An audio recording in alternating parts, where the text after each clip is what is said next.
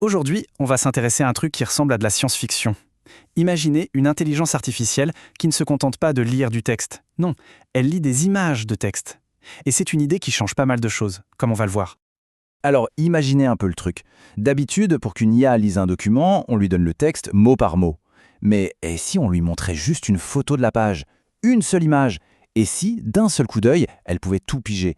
C'est une question qui, franchement, pourrait bien redéfinir complètement les limites de ce qu'on pense possible avec l'IA. Eh bien, cette question, une équipe de DeepSeek AI se l'est posée très sérieusement. Et ils n'ont pas juste posé la question, ils ont tenté l'expérience. Leur résultat pourrait bien ouvrir une porte pour résoudre un des plus gros casse-têtes de l'intelligence artificielle aujourd'hui. Alors, première partie, le problème du milliard de mots de l'IA. Pour bien comprendre pourquoi cette avancée est si importante, il faut d'abord qu'on se penche sur un défi énorme pour les IA actuelles. Comment gérer des quantités gigantesques de texte? Voilà une citation des chercheurs qui met le doigt sur le problème. Ça a l'air un peu technique, mais le terme clé c'est « mise à l'échelle quadratique ». Alors, qu'est-ce que ça veut dire ce truc? C'est assez simple en fait. Imaginez, on double la longueur du texte qu'on donne à l'IA. On pourrait penser que ça double le travail. Logique, non? Eh ben non, ça le multiplie par 4. On triple le texte, le travail est multiplié par 9. C'est exponentiel et ça devient très vite ingérable. En gros, plus le texte s'allonge, plus l'IA rame et plus elle coûte cher. C'est aussi simple que ça. Pour prendre une image, c'est comme essayer de suivre une conversation dans une soirée où la musique est à fond. Au début, avec 2 ou 3 personnes, ça va, mais plus il y a de monde qui parle, plus ça devient un brouhaha impossible à déchiffrer. Pour une IA, chaque mot, c'est comme une nouvelle personne qui se met à parler. Et gérer tout ça, ça demande une énergie folle, beaucoup de puissance de calcul, et donc beaucoup d'argent. Deuxième partie, l'astuce de la compression optique. Alors, face à ce mur, ce problème qui semble insoluble, les chercheurs ont eu une idée vraiment brillante et à première vue, complètement folle. Et si au lieu de s'acharner à donner des mots à l'IA, on lui donnait une image? Et voilà, ce tableau résume tout. Pour comprendre, il faut savoir qu'une IA ne lit pas comme nous. Elle découpe le texte en petits morceaux qu'on appelle des jetons. Un texte de 1000 mots, ça représente environ 1200 jetons analysés. Mais regardez la différence. Si on prend ce même texte, qu'on en fait une image, l'IA n'a besoin que de 100 jetons de vision. 100! On passe de 1200 à 100. C'est une réduction de plus de 90%. L'info est la même, mais l'effort pour la traiter est minuscule en comparaison. C'est ça le concept clé, la compression optique. L'idée, c'est de prendre un long texte super lourd à traiter et de le transformer en une seule image compacte. C'est comme si on prenait un roman entier et qu'on le résumait en une seule photo.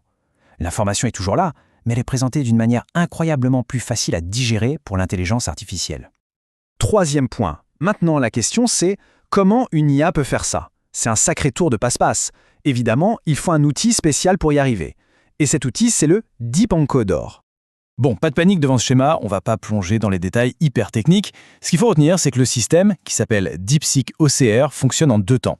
D'abord, il y a le fameux DeepEncoder. C'est lui qui, entre guillemets, regarde l'image et la compresse. Et ensuite, il y a le décodeur, qui fait le schéma inverse. Il prend cette mini-information compressée et la retraduit en texte. Alors, comment ça marche, ce DeepEncoder? En fait, c'est assez malin. D'abord, étape 1, la perception. Un module fait un scan express de l'image pour repérer la structure générale, les titres, les paragraphes, etc. Ensuite, étape 2, la compression. Là, un compresseur super puissant entre en jeu et réduit l'information visuelle par 16, c'est énorme. Et enfin, étape 3, la compréhension. Un autre module prend cette version hyper condensée et l'analyse en profondeur pour en extraire le sens. C'est un peu comme un duo, un qui survole très vite et l'autre qui lit très attentivement, mais sur une version miniature. Quatrième partie, les résultats. Bon, c'est bien joli tout ça sur le papier, mais cette idée un peu dingue de lire des images de texte, est-ce que ça fonctionne en pratique? C'est le moment de vérité. Voyons ce que les chiffres nous disent.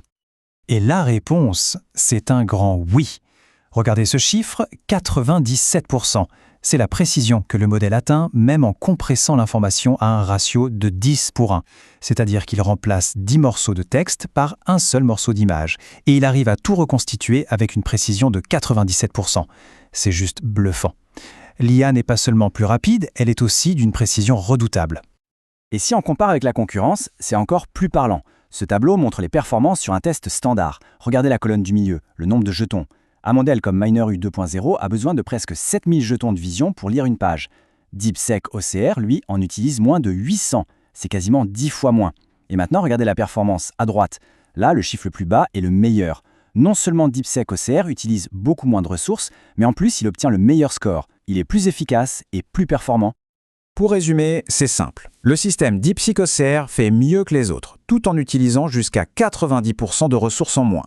C'est la démonstration parfaite que cette idée de compression optique, ce n'est pas juste un concept intéressant, c'est une approche qui peut être carrément plus efficace. 5e et dernière partie, pourquoi ça change tout? Ok, la performance technique est impressionnante, c'est clair, mais au-delà des chiffres, pourquoi c'est si important? En quoi cette découverte pourrait-elle vraiment changer la donne pour le futur de l'IA? Eh bien, il y a plusieurs raisons. D'abord, ça propose une toute nouvelle piste pour résoudre ce fameux problème du contexte long, ce mur dont on parlait au début. C'est peut-être la solution pour que les IA puissent lire des livres entiers. Ensuite, qui dit plus efficace, dit moins cher. Ça pourrait rendre l'IA de pointe beaucoup plus accessible. Ça ouvre aussi des champs de recherche fascinants sur la mémoire artificielle. Et enfin, et c'est peut-être le plus important, ça marie la vision et le langage d'une façon complètement nouvelle. Et c'est exactement ce que disent les chercheurs dans leurs conclusions. Ce qu'ils ont fait, ce n'est pas juste améliorer un truc qui existait déjà. C'est bien plus que ça. Ça nous force à repenser complètement la manière dont une IA peut combiner ce qu'elle voit avec ce qu'elle comprend. C'est ce qu'on appelle un changement de paradigme. Et on va finir là-dessus avec une question qui donne un peu le vertige. Si une IA peut lire une page de livre en la regardant comme une simple photo, qu'est-ce qu'elle pourra voir demain ? Quelles autres informations ultra complexes, qui nous semblent aujourd'hui indéchiffrables, pourra-t-elle bientôt comprendre d'un seul coup d'œil? Peut-être bien que l'avenir de l'IA va donner un sens très littéral à l'expression « une image vaut 1000 mots ».